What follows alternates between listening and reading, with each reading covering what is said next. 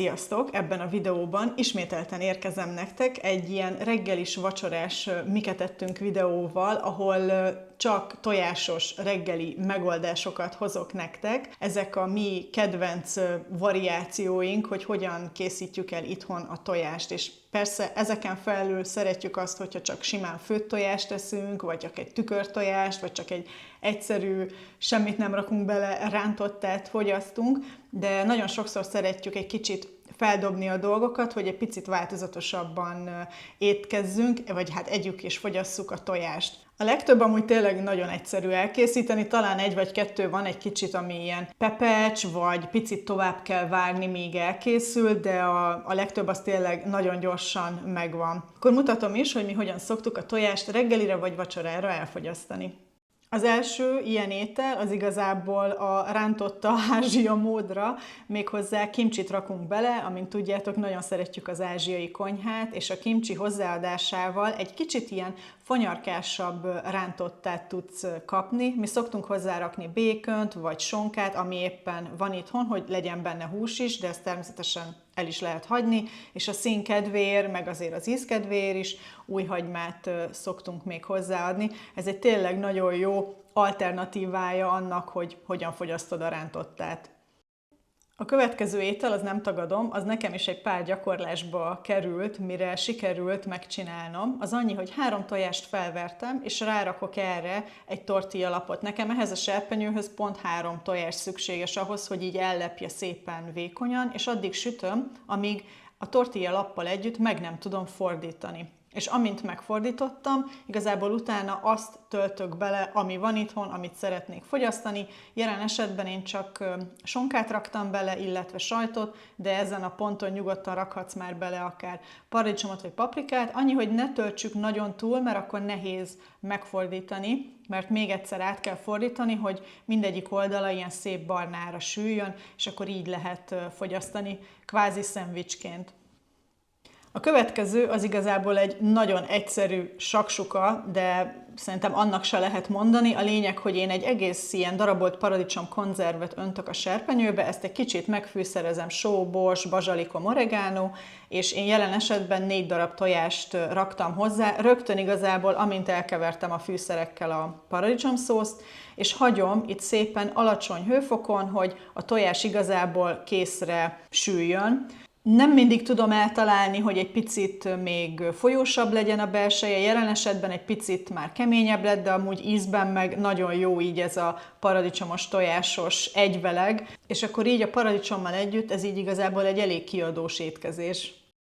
Kétféle dolgot is készítek, egyszer egy ilyen avokádos, tojásos, majonézes salátát, amihez 1 avokádót felvágtam, és ha jól emlékszem 3 tojást raktam hozzá, főtt tojást, majonéz, só, bors, egy kis mustár, és ezt így összekevertem, illetve az elején láthattátok, hogy egy félfej lilahagymát is beleraktam.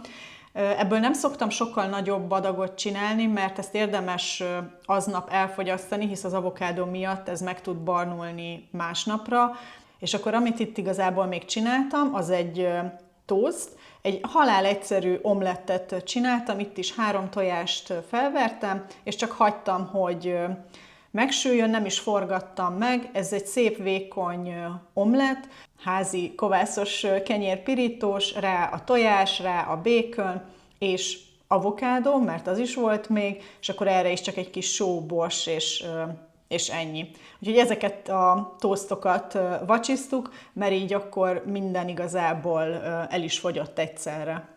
A következő étel az meg egy ilyen frittatta ihletésű étel, amiben azt hiszem összesen végül 6 tojást vertem fel, egy ilyen, majdnem egy deci habtejszínnel, és előtte ledincteltem a hagymát, hozzáraktam piros paprikát, ez most lehet kápia paprika vagy kaliforniai paprika, raktam hozzá egy pár szelet sonkát, ezeket így először összesütöttem a serpenyőben, és csak utána ment rá ez a tojásos tejszínes, sózott, borsózott massza, és itt is az a lényeg, hogy csak várni kell, hogy igazából megsüljön az egész a tetejére. Ami volt itthon sajt, azt lereszeltem, rászórtam, ez most 1-2 ilyen kis maroknyi sajt volt, és akkor ez egy pár perc alatt kicsit így meg is duzzadt, tehát tényleg jópofa lett, és nagyon szépen ki lehetett szelni. Ezt is mindenképpen alacsony hőfokon süssétek, hogy hát ne égjen oda az alja.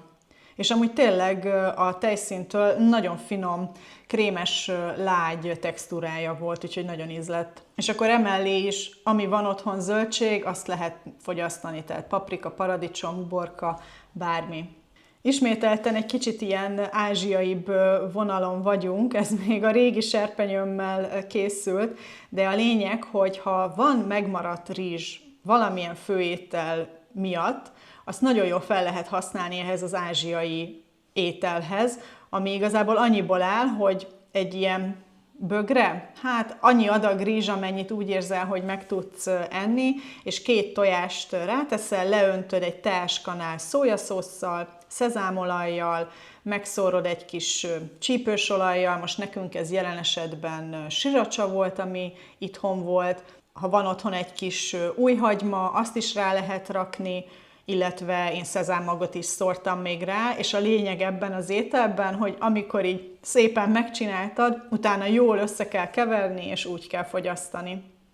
És akkor az utolsó étel, az egy kísérletezés volt a részemről, mert láttam hasonló terméket pékségekben, hogy ilyen leveles tészta van meghajtva, és abban van egy tükörtojás, meg sonka, és ebből gondoltam, hogy akkor hát valami hasonlót én is biztos tudok otthon csinálni magunknak, és ezzel próbálkoztam. Ki kell vágni egy bizonyos formát, hogy így át tud hajtogatni a leveles tésztát, de amikor elkezdtem hajtogatni, akkor úgy észrevettem, hogy hát ez így nagyon lapos, és szerintem ebből ki fog folyni a tojás, de úgy voltam vele, hogy ha már nekiálltam, csinálom, és meglátjuk, hogy hogyan sikerül. A lényeg, hogy egy picit megnyomkodtam, miután áthajtogattam mindkét oldalát, hogy kicsit legyen valami tartása, de ettől függetlenül a tojások egy picit kifolytak a tartókából, de se baj, mert a végén látjátok, hogy ettől függetlenül gyönyörűen le lehetett szedni a sütőpapírról,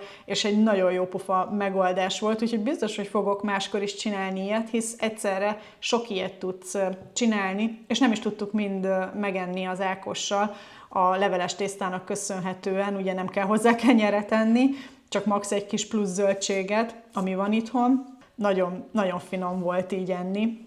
Majd lehet, hogy a hajtogatáson még egy kicsit gyakorlok, hogy azt hogyan lehetne másképp csinálni, de már így, hogy a sonkát meghajtogattam, ez már egy jó kis tartás volt neki, de még mindig nem elegendő, de ettől függetlenül szerintem egy nagyon jó pofa kis reggeli vagy akár vacsora ötlet, és többet tudsz csinálni egyszerre, akár lehet őket szorosabbra is tenni, tehát lehet, hogy így elsőre nem a legszebb, de amúgy meg nagyon finom volt.